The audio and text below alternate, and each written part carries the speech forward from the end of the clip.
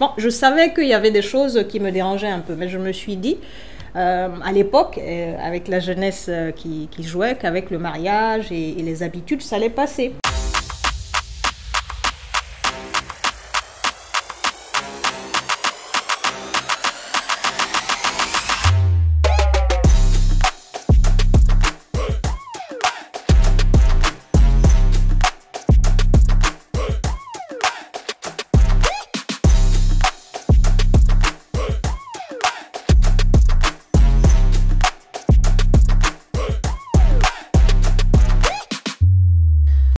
Bonjour à toutes et à tous et bienvenue dans ce nouvel épisode de On se dit tout, le podcast où nous attelons à déconstruire les stéréotypes qui minent notre société. Et aujourd'hui, nous allons parler d'un sujet à la fois très important mais très sensible, le divorce et surtout le regard que la société porte envers les femmes divorcées en Afrique.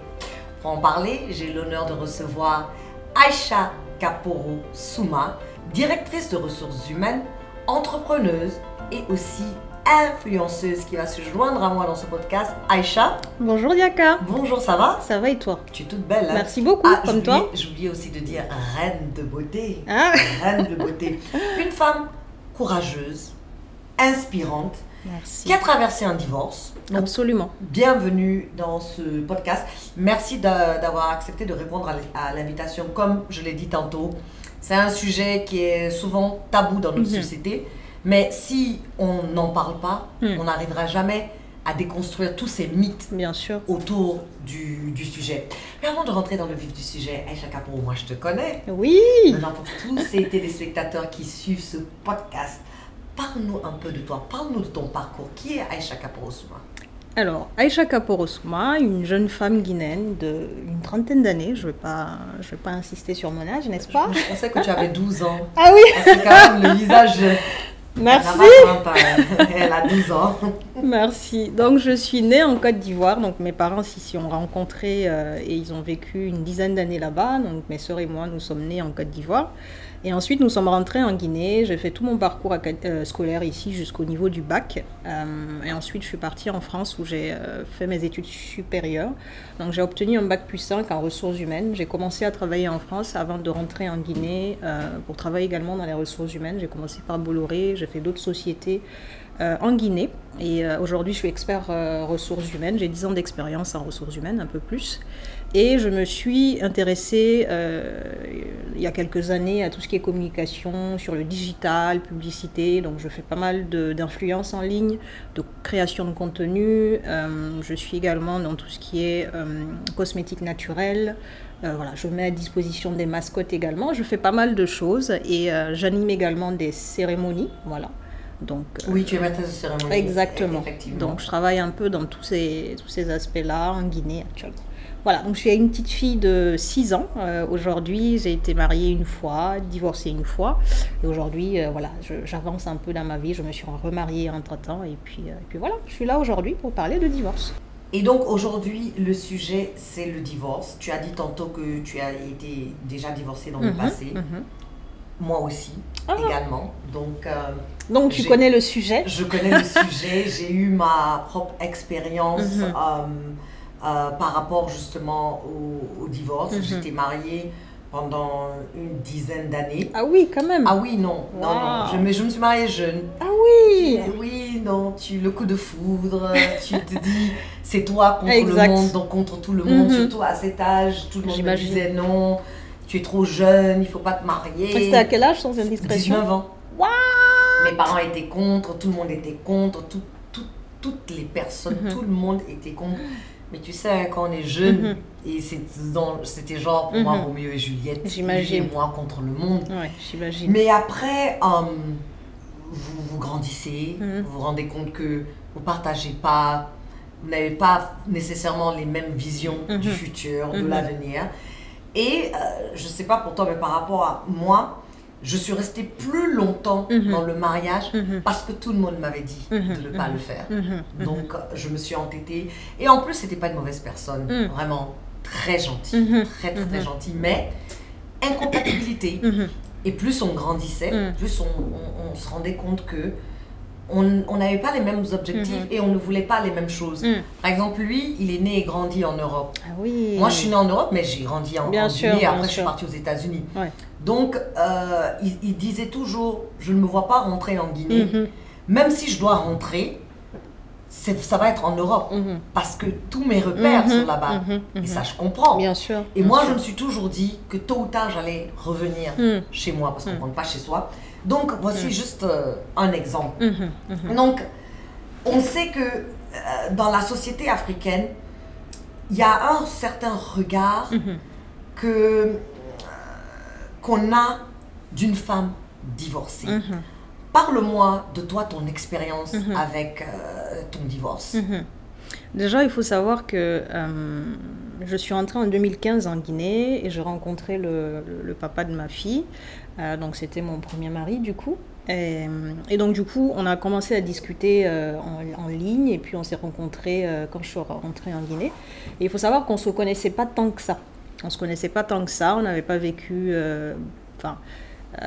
longtemps ensemble, entre guillemets, et donc du coup c'est quelqu'un que je découvrais, qui me découvrait également, donc il y a cet aspect-là qu'il faut mettre sur la table, le fait que en général on rencontre des personnes qui nous plaisent bien, comme tu disais tout à l'heure, il y a le coup de foudre et du coup on est embarqué, et à la pression de la société aussi qui rentre en jeu. C'est ce que j'allais dire. Voilà. Est-ce que tu as subi aussi cette pression, parce que encore une fois ça aussi c'est une des choses auxquelles les femmes font face dans notre société, c'est-à-dire quel que soit ce que tu fais dans la vie, tant que tu n'es pas madame quelque chose, c'est comme si tu n'as rien fait. Exactement. C'est comme si, au fait, ta valeur est attachée au nom de famille que ton époux te donnera. Donc, est-ce que tu as subi les pressions de la société, de la famille, pour te dire, ok, je suis rentrée, je dois me marier?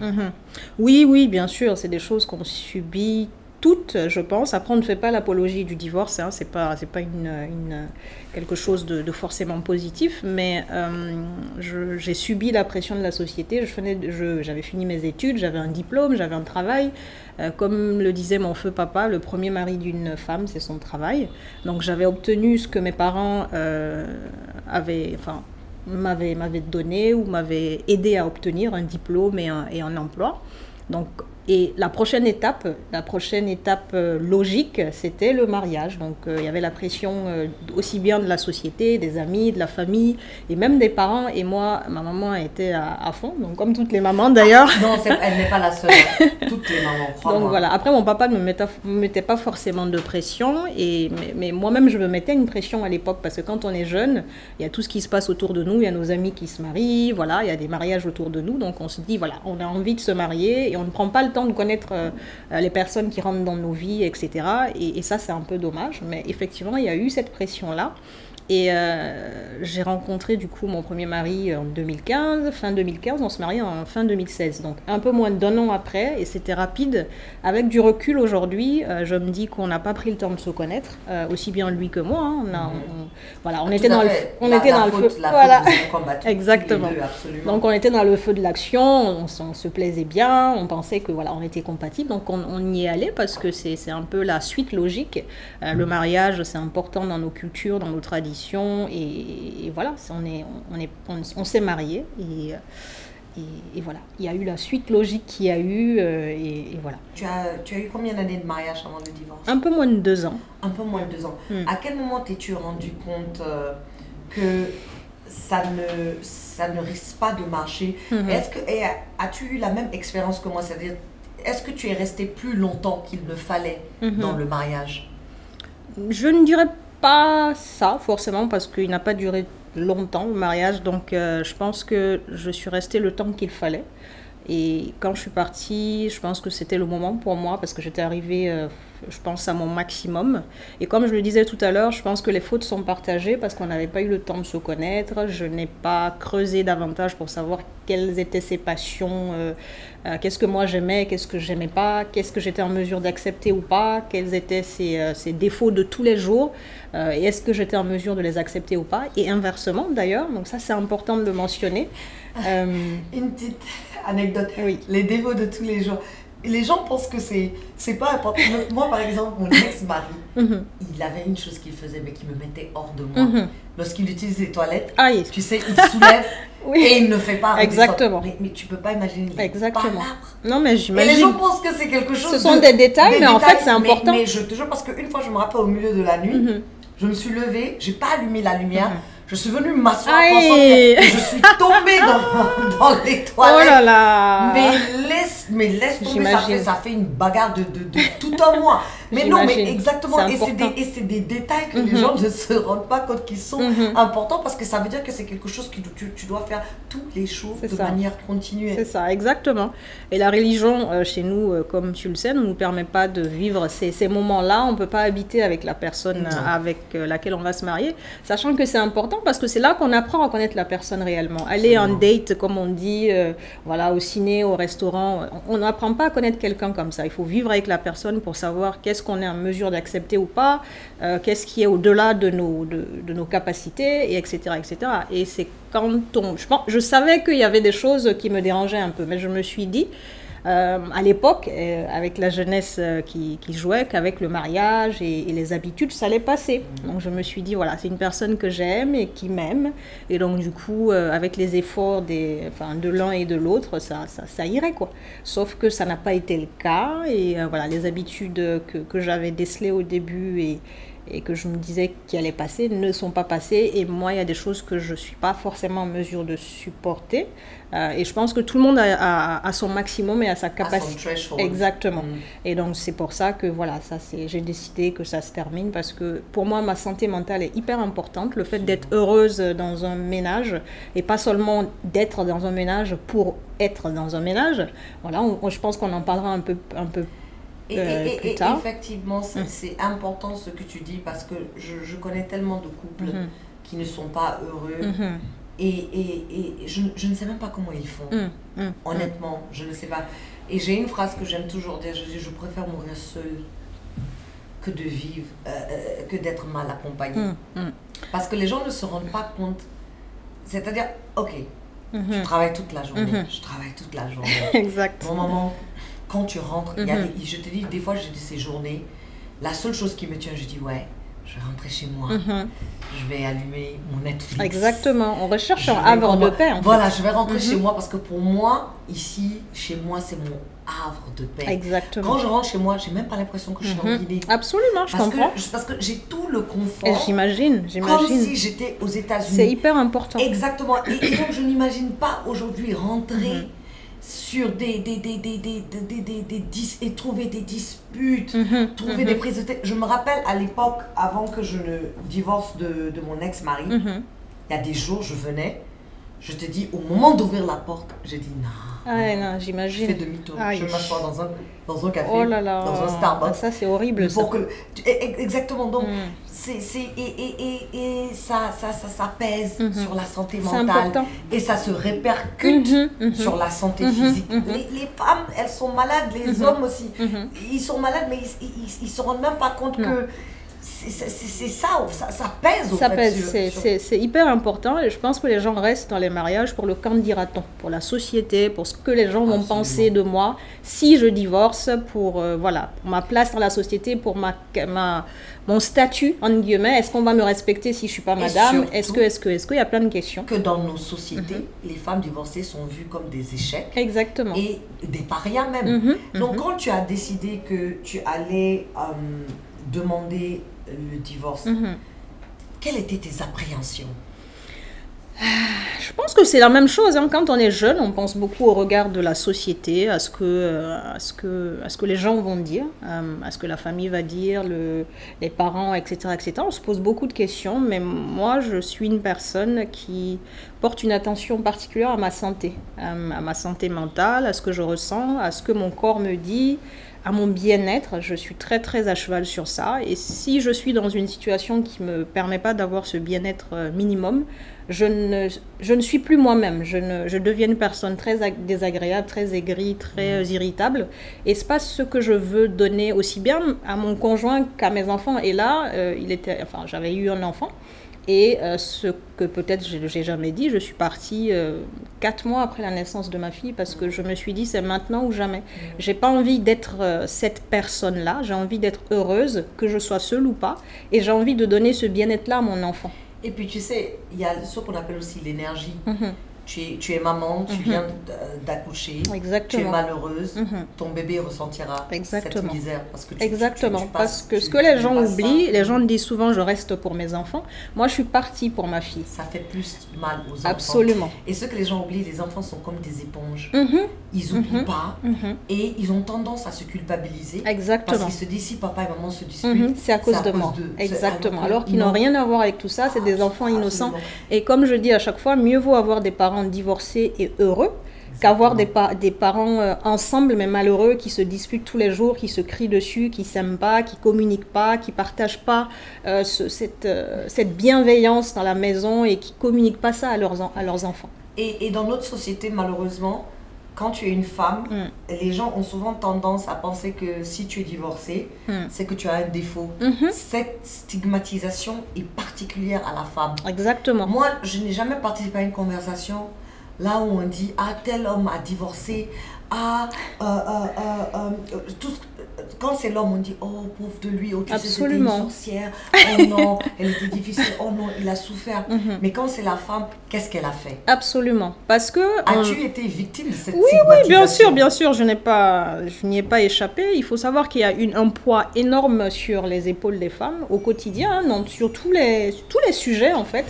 C'est toujours la femme qui a fait... Même quand elle se fait battre, c'est quand même sa faute. Ouais. Est-ce que tu as fait quelque chose? Qu'est-ce que tu l'as fait pour l'énerver au point où il te batte? Donc il y a toujours cette faute qui est rejetée sur la femme. Et c'est pareil aussi pour le divorce. Ils se disent, tu n'as pas su gérer ton ménage, tu n'as pas su être patiente, tu n'as pas su pardonner. C'est ce que j'aime.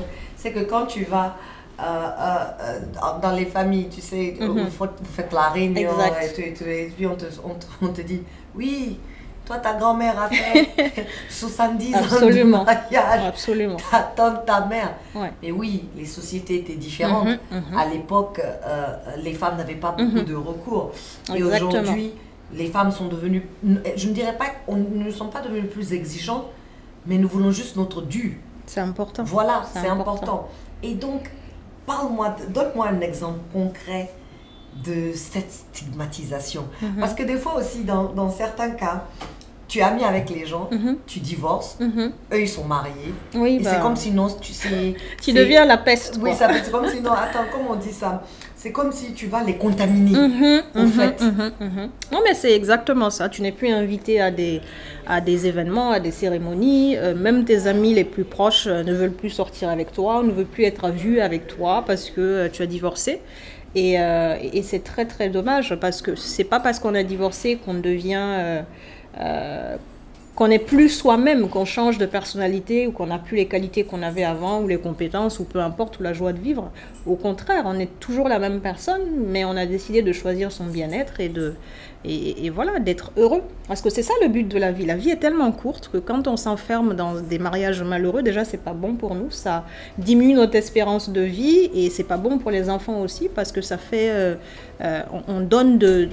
On renvoie de mauvais exemples aux enfants, de mauvais messages, c'est-à-dire que l'amour c'est difficile, c'est douloureux, il faut accepter, il faut pardonner tout et n'importe quoi, parce qu'il y a plein de choses que les femmes pardonnent aujourd'hui. Bon, après, comme j'aime à le dire, chacun fait ce qu'il veut.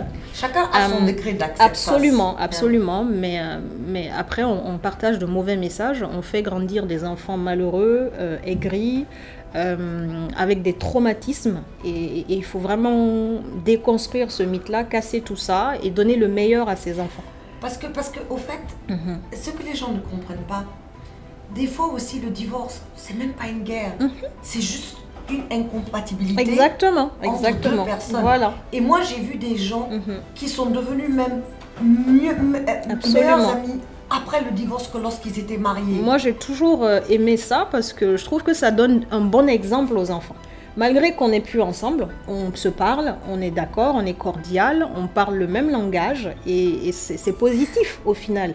C'est pas la fin du monde, c'est pas la guerre et il faut qu'on arrive à faire ça parce qu'en Afrique, malheureusement, il y a beaucoup de couples qui se séparent et qui deviennent ennemis. Alors que, par exemple, en Occident, c'est un peu le contraire. Ils vont en vacances ensemble, ils font des activités avec leurs enfants et c'est tellement beau. Et on s'est aimé à un moment donné de notre vie et il faut qu'on montre à nos enfants que malgré qu'on soit plus ensemble, on continue à s'aimer. D'une autre façon, bien évidemment, mais on continue quand même à s'aimer. C'est hyper important.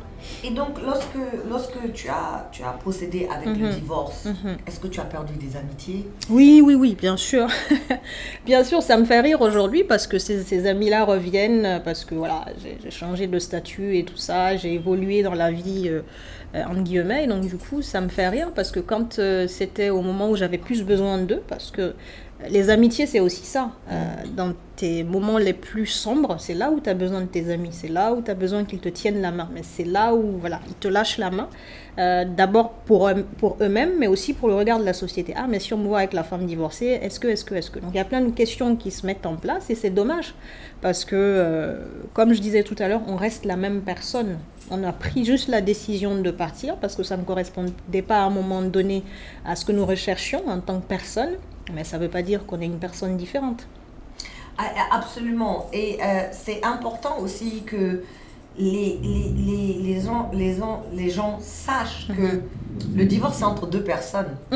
Voilà. Nous ne sommes pas... je connais ton ex-mari. Moi, si tu me demandes, je veux dire un jeune homme gentil, non, il est gentil, poli, hein. bien, mais c'est comme ça que moi je le connais. Je n'ai jamais été sa femme, donc je ne peux pas le connaître comme toi tu le connais et vice versa. Exactement. Et je me souviens, c'est lui que j'ai connu avant de te connaître. Et j'ai toujours bien entendu parler de toi. Ah non, sa femme est ceci, sa femme est cela, et tout et tout. Et après, j'ai eu à te côtoyer. Donc je vous ai fréquentés tous les deux. Mais encore une fois, ma relation que j'ai avec vous deux n'a rien à voir avec votre relation tant que couple. Donc, je ne peux pas me permettre de vous juger. Bien sûr, bien sûr. Tu vois un peu ce que je veux te dire. Et je trouve que le jugement est trop facile, surtout à l'endroit des femmes. Et c'est ça qui est important. Parce qu'à la fin de la journée, tu peux voir un couple, tu te dis c'est le meilleur couple. Absolument. Mais tu ne sais pas ce qu'ils traversent. Ah bah non. Et même après qu'ils se soient séparés, tu as toujours un seul son de cloche. Absolument. Où tu peux avoir l'histoire des deux côtés. Mais comme on dit, chacun a sa version. Absolument. Et chacun veut se présenter sous son meilleur jour. Donc, et il y a la vérité. Et c'est pour ça, moi, j'ai jamais voulu parler parce que j'ai pas envie forcément de me justifier sur quoi que ce soit. Je n'ai rien à justifier à qui que ce soit. C'est ça mon point.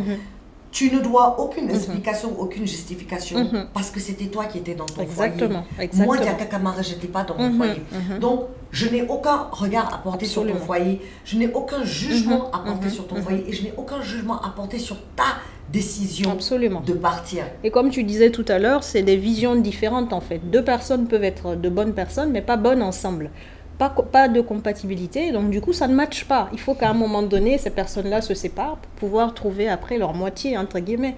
Donc les personnes extérieures n'ont pas le droit de juger parce qu'ils ne connaissent pas les personnes, ils ne connaissent pas qui ils sont au quotidien, quelles sont leurs qualités, leurs défauts, est-ce que ça match ou pas. Ça c'est hyper important, c'est ce qu'on disait au début, c'est important d'apprendre à connaître les gens et de voir si les tempéraments matchent, parce que parfois c'est une question de vision, on n'a pas la même vision, on n'a pas les mêmes objectifs de vie, on n'a pas les mêmes valeurs, pas la même éducation, donc au final, combiné, ça ne fonctionne pas.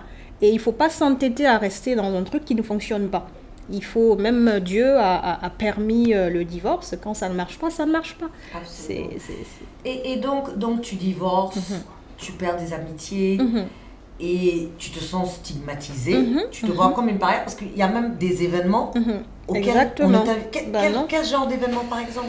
Des événements familiaux, des événements où il fallait qu'on soit en couple et donc du coup, mais j'étais amie avec tout le monde. Pourquoi je devrais pas, j'aurais pas dû y être. Ça me paraissait bizarre. Moi, je vais pas ne pas inviter quelqu'un parce qu'il n'est pas en couple. Ce n'est pas un négatif de pas être en couple. c'est ça, malheureusement, dans notre société, quand on est célibataire ou pas marié, c'est forcément négatif. Pas forcément, il y a des gens qui ne veulent pas se marier, tout simplement. Et puis le mariage n'est pas fait pour tout le monde. Absolument. C'est ce que les gens ne savent pas. Le mariage, c'est comme quand on dit l'université n'est pas faite pour tout le monde. Bien sûr. Mais le mariage n'est pas fait pour tout le monde. Ah non, non, pas du tout. Il y a des gens qui n'arrivent pas à s'adapter, à supporter, et voilà. C'est pas la fin du monde. Et donc, quelle a été la réaction de la famille? Ma famille, de mon côté, toi, ma maman, donc, je pense que comme toutes les mamans, elle a voulu que ça s'arrange. Ouais, mais il faut pas. Déjà, le jour où elle partait, elle est venue, parce que je l'ai appelée, je dis écoute, je vais partir. Elle est venue en mode non, il faut pas partir. Donc, elle a plaidé, elle a fait appeler une tante que je respecte beaucoup. Elle pensait qu'elle allait me faire changer d'avis, mais je pense qu'à ce moment-là, j'avais atteint un niveau où voilà, c'était la goutte d'eau qui avait fait déborder le vase. Voilà, exactement. Je voulais vraiment partir et ça n'a pas changé quelque chose. Et mon papa, par exemple, par contre, il a été très ouvert. Il ne m'a pas mis de pression quelconque. Mais tu sais, c'est pas pour t'interrompre. J'ai souvent trouvé que dans ces cas, dans ces histoires, encore une fois, les pires critiques sont les femmes. Oui, absolument. Les hommes, ils sont très détachés des situations. Que ce soit dans nos familles, que ce soit dans nos entourages.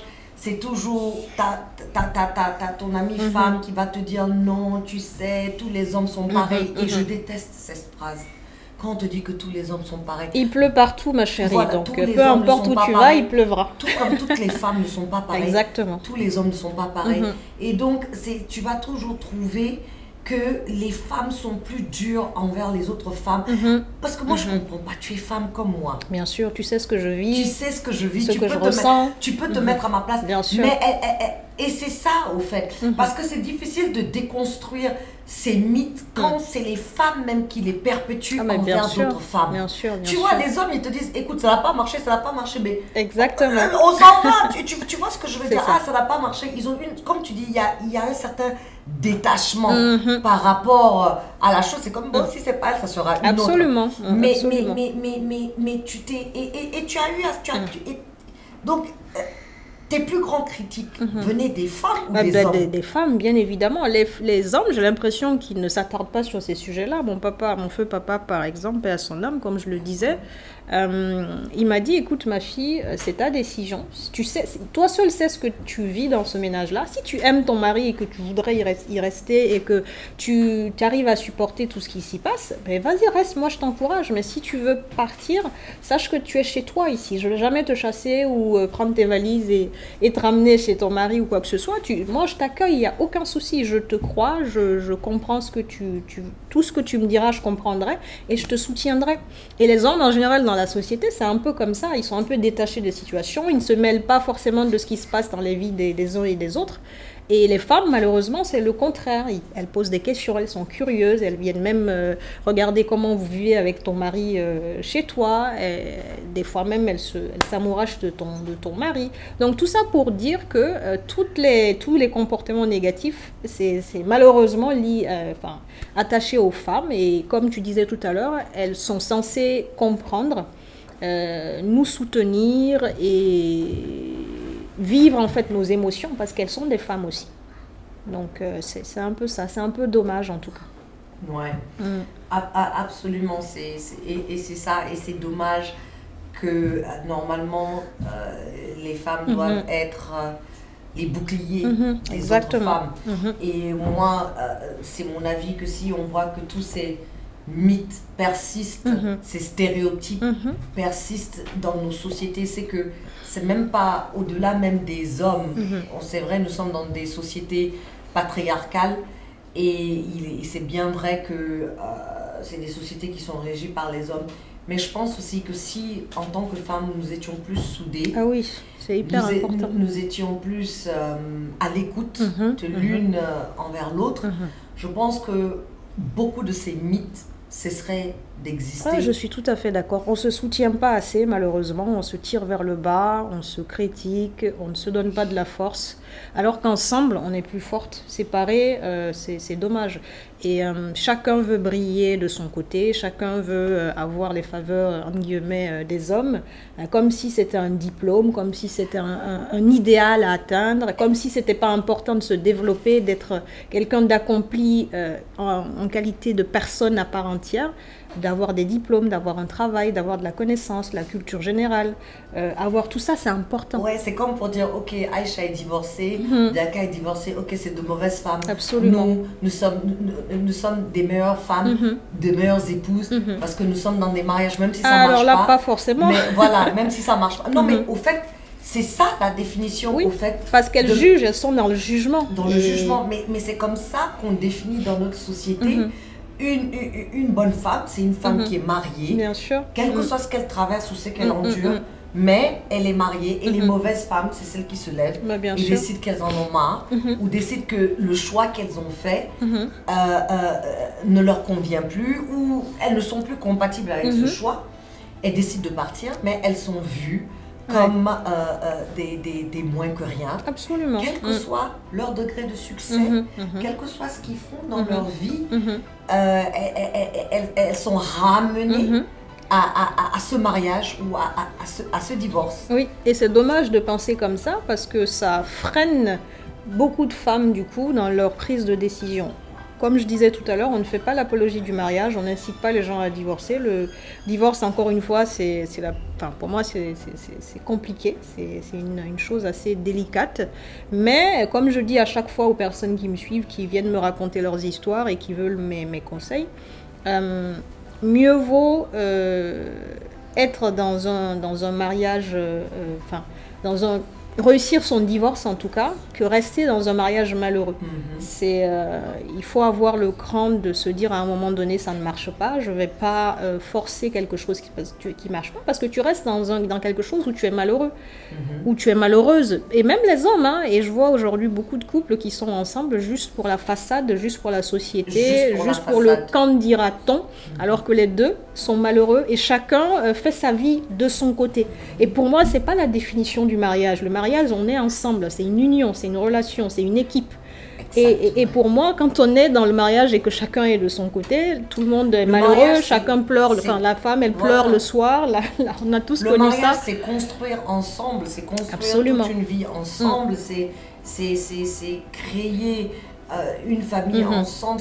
Au fait, c'est aller vers de l'avant ensemble. Exactement. C'est ça. Et pour moi, on n'a pas réussi son mariage ou on n'est pas une meilleure femme parce qu'on reste dans un mariage malheureux. Pour moi, je suis désolée, mais c'est quand même un échec. Même si tu es dans le mariage et tu penses avoir réussi par rapport à la société, pour moi, c'est un échec de rester...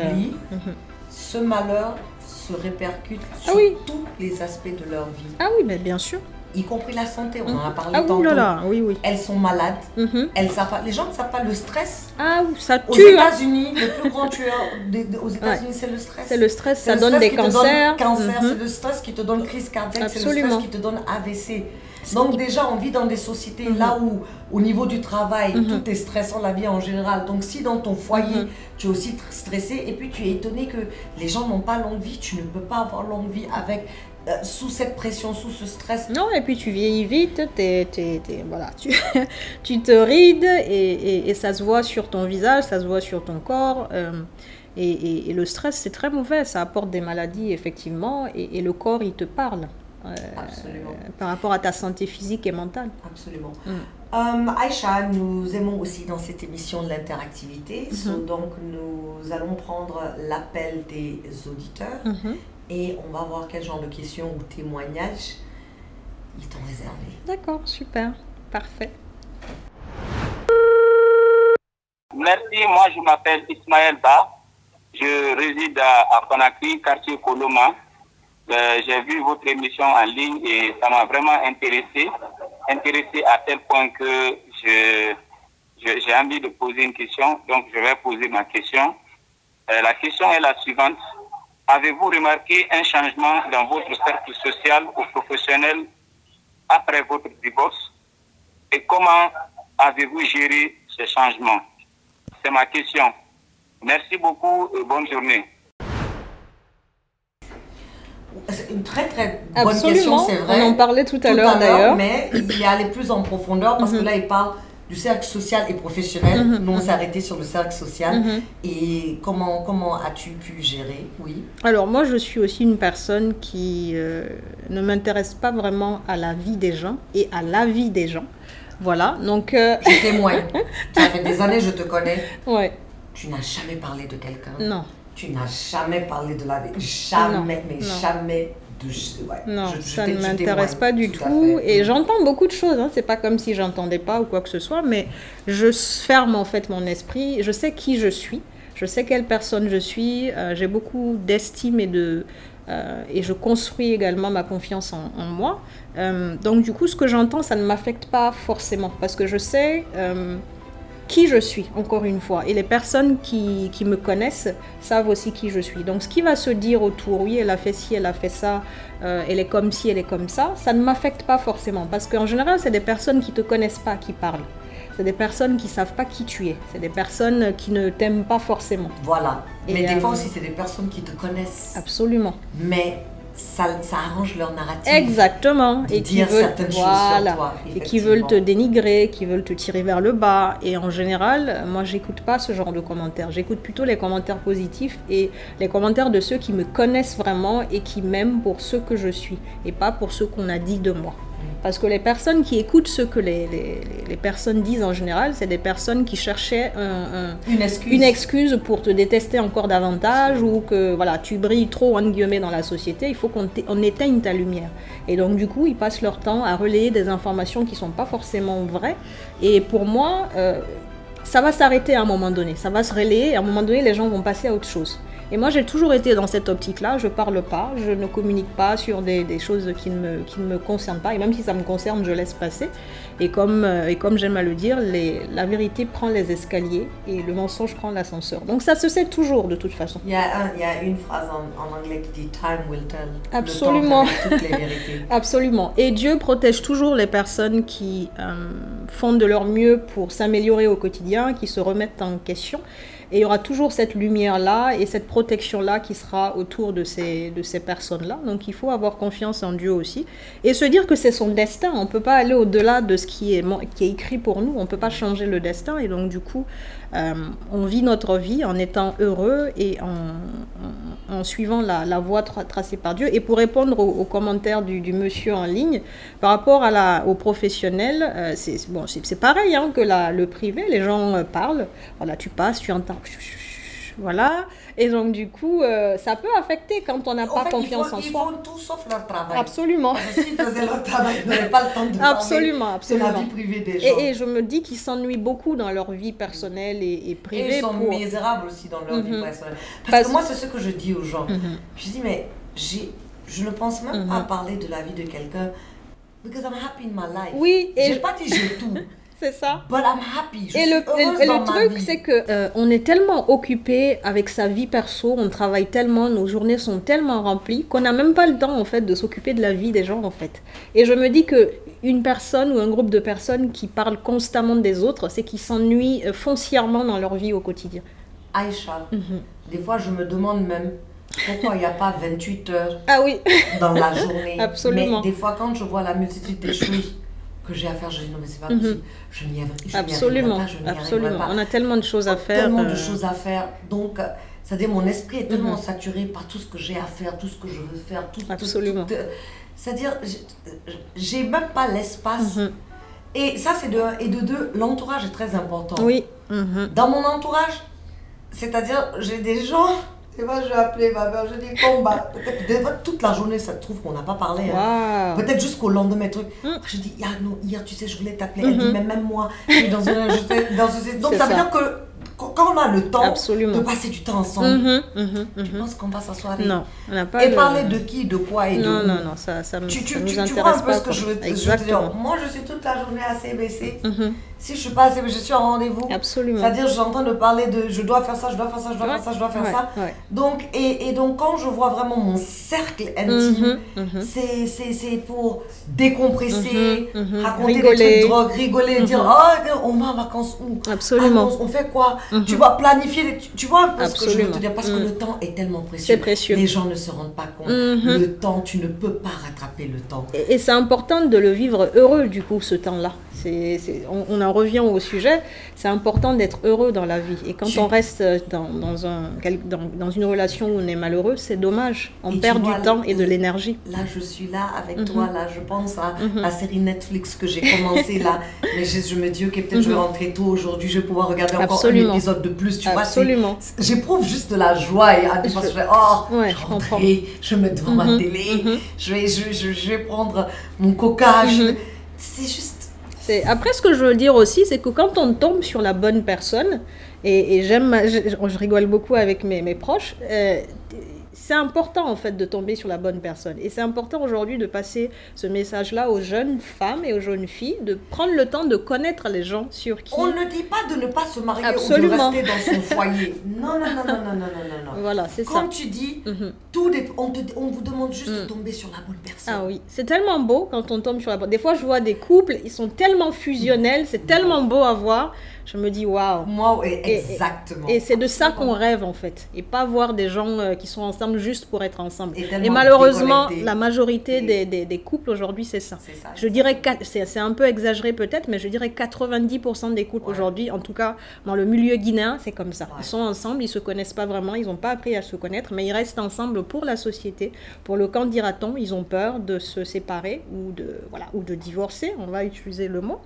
Et ils restent ensemble pour rester ensemble. C'est dommage. On va prendre le prochain appel. Moi, c'est Oumousso. Je suis à Zirikori.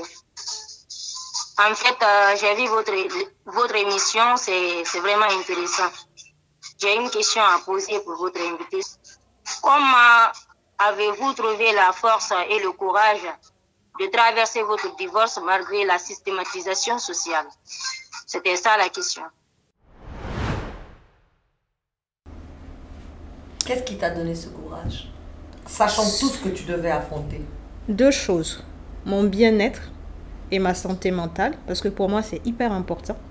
Et deuxième chose, je ne voulais pas reproduire le schéma que j'ai vécu. Mes parents n'ont jamais divorcé, mais j'ai été victime en grandissant j'ai été témoin de scènes que j'ai vues qui n'étaient pas forcément du fait, c'était des scènes du quotidien, on ne pouvait pas y échapper parfois entre parents ou quoi que ce soit, mais ça m'a marqué. Ça m'a marqué et en grandissant, il y a des flashs qui te reviennent, tu as des traumatismes que tu développes en grandissant parce que tu as vécu telle ou telle scène, tu as entendu telle ou telle chose, tu vis certaines scènes parfois assez violentes, que ça soit physique ou verbal, et donc du coup, ça te marque et tu développes des traumatismes, tu n'oublies pas. Et j'avais pas envie de reproduire le même schéma pour ma fille. Donc c'est ce qui m'a motivée et qui m'a poussée à partir parce que, comme je disais tout à l'heure, le discours, le message des femmes, je veux rester pour mes enfants. Moi, je suis partie pour ma fille parce que je voulais lui donner un environnement sain, un environnement heureux, un environnement agréable, qu'elle soit heureuse en fait de vivre, qu'elle grandisse dans un environnement qu'elle aime et dans lequel je serai assez forte et assez heureuse pour lui donner le meilleur en fait. Et tu lui apprends au fait. Absolument. Tu lui apprends ce qu'elle mérite. Tu lui apprends que une relation ne doit pas être toxique. Absolument. Tu vois, et ça s'apprend. Et donc, pour vraiment déconstruire ces stéréotypes, il faut l'enseigner. Absolument. À nos filles. Parce que si nous-mêmes, on ne leur montre pas, ils vont prendre ce qu'ils voient, en fait. Mais il faut leur montrer.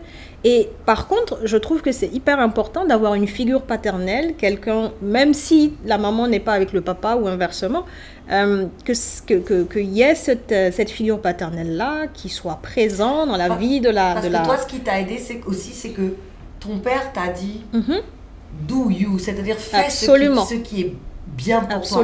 Parce que je pense que s'il avait eu une attitude contraire, ça n'aurait pas été aussi facile que d'aller contre ta mère et ton père. Tu vois ce que je veux dire? Donc c'est important. La famille aussi, ce noyau familial, il faut aussi que les parents arrêtent de dire à leurs enfants d'accepter la souffrance. Personne ne mérite de souffrir. Parce qu'à un moment donné, quand tu es parent, tu veux le meilleur pour ton enfant. Tu veux que ton enfant soit heureux.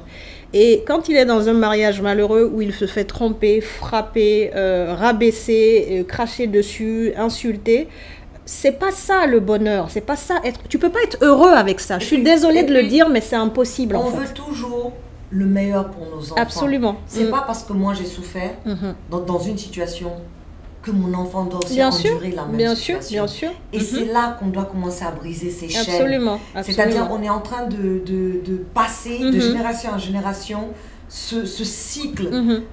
Non seulement il est à la fois psychologique, c'est-à-dire on garde nos enfants prisonniers. Absolument. Qui à leur tour garderont leurs enfants prisonniers. Absolument. Dans toujours ce cycle, il faut qu'on brise ces chaînes. Ouais, ça, moi j'ai vécu important. des situations... Mais c'est pas pour autant que mon enfant doit vivre bien sûr. cette situation. Il faut casser ce schéma-là, en fait. Absolument. Et parfois, les parents, ils le font pas pour leurs enfants, hein, ils le font même pour leur image. Parce qu'ils se disent, mais si tu divorces, qu'est-ce que la famille va penser de moi? Je ne suis pas une bonne maman, je t'ai pas bien... Exactement. Ils pensent d'abord à eux avant de penser au bien-être de leur enfant. Et ça, c'est très grave parce que quand on est parent, on doit sortir un peu de ces schémas-là et vouloir le meilleur pour son enfant, qu'il soit célibataire ou en couple. Et c'est super important de sortir de ça et de proposer le meilleur à son enfant, peu importe ce que la société va dire, parce que les gens, ils parleront toujours. C'est ce que les gens, ils comprennent pas. Peu importe que tu fasses bien ou mal. On a parlé sur le prophète. Exactement. C'est pas toi et moi. On est trop petits dans cette histoire, Aïcha. Et d'ailleurs, en parlant de prophète, sa femme, Khadija, elle a été mariée 2 fois avant lui. Donc, elle a divorcé 2 fois avant de se marier au meilleur homme qui existe. Donc, mes sœurs, tu peux être divorcée 1 fois, 2 fois. Tu sais, j'ai toujours adoré Elizabeth Taylor. Ah oui, absolument. Elizabeth Taylor a divorcé 8 fois dans sa vie. Ah oui, quand même. Ah non. Ouh là là. Et son truc était très simple.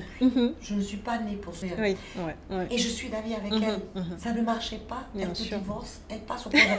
Mais c'est pas parce que tu divorces que tu ne crois pas au mariage. Bien sûr. Ouh là là. Moi, je crois au mariage. C'est magnifique. Je crois qu'il y a la personne là avec laquelle je vais super bien m'entendre, qui va vraiment être cette personne que je recherche. Tu vois ce que je veux dire? Absolument. Non, tu vois un peu ce que je veux dire? Non, je comprends totalement. Voilà.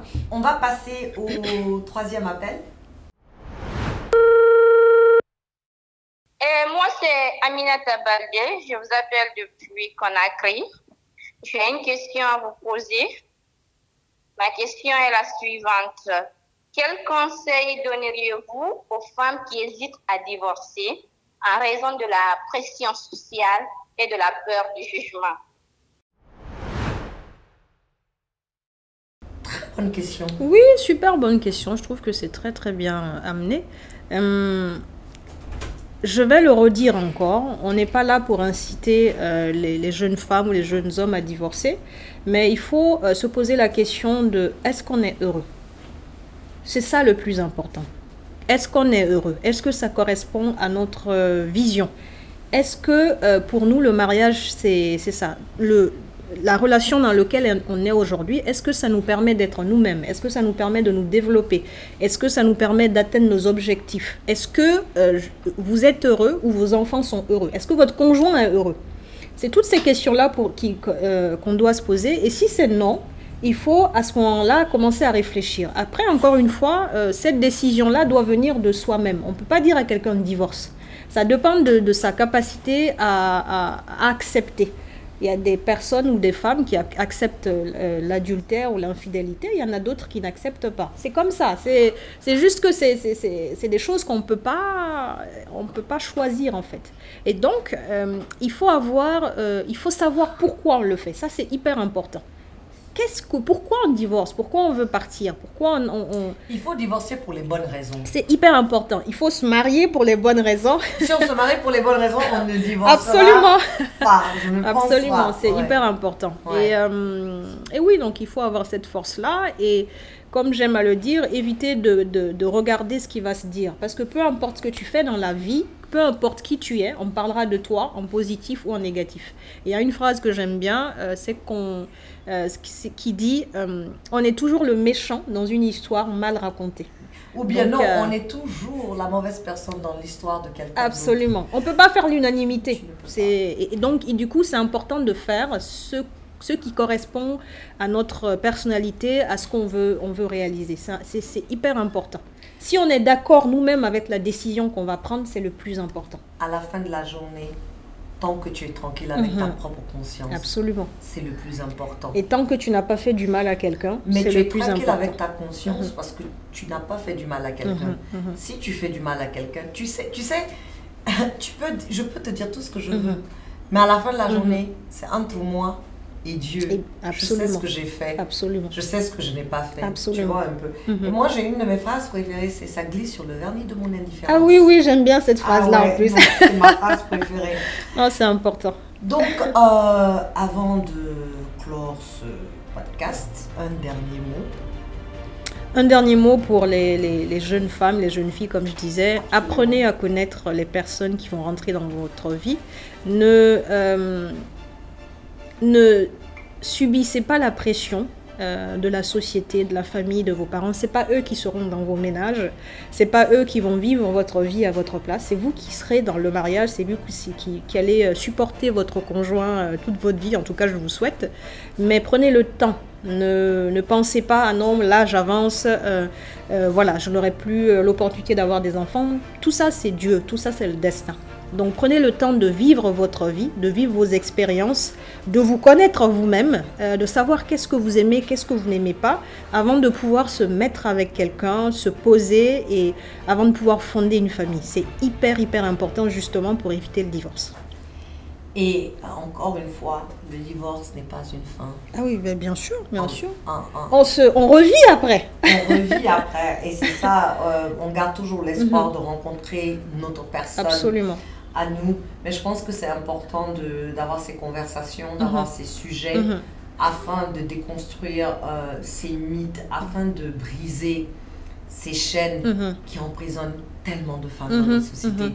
Et encore une fois, les femmes doivent être plus indulgentes envers d'autres femmes. C'est important. Les femmes doivent faire preuve de plus d'empathie envers leurs sœurs. Les femmes doivent être moins dans le jugement face à d'autres femmes. Comme on a dit, chaque personne a une histoire. Absolument. Et chaque histoire est unique et mérite d'être entendue. Absolument. En tout cas, moi je te remercie. Merci à toi. D'avoir participé à cette conversation qui, j'espère, nous aidera vraiment à déconstruire tous ces stéréotypes. Et je suis sûre que ce que j'aime bien à travers ce podcast, c'est que tous les invités que je reçois, c'est une manière d'amplifier vos voix. Donc, en amplifiant ta voix, en partageant ton récit, je suis sûre que ça touchera ne serait-ce qu'une seule personne. J'espère en tout cas. Et si on arrive à toucher ne serait-ce qu'une seule personne, on a fait un miracle. Ah ben bien sûr, c'est Parce magnifique. C'est un changement C'est magnifique. qu'on a réussi à instaurer. Absolument. Et ça continue. Et cette personne aussi ira à son tour Absolument. inspirer une autre personne bien sûr. à mieux vivre. Parce qu'à la fin de la journée, tout ce qu'on veut, c'est de vivre bien dans notre société. Et heureux. Et heureux, exactement. Le bonheur n'a pas de prix. Absolument. Très chers auditeurs, merci à Aïcha Kapo. C'est toujours beaucoup. un plaisir, ma très chère sœur. Pareillement. Et je te souhaite tout le bonheur. Merci beaucoup. Et à tous ces auditeurs, merci pour votre fidélité. C'était On se dit tout, votre podcast, là où on déconstruit tous ces stéréotypes qui minent notre société. C'est Diaka Kamara. On se retrouve la semaine prochaine pour un tout nouvel épisode.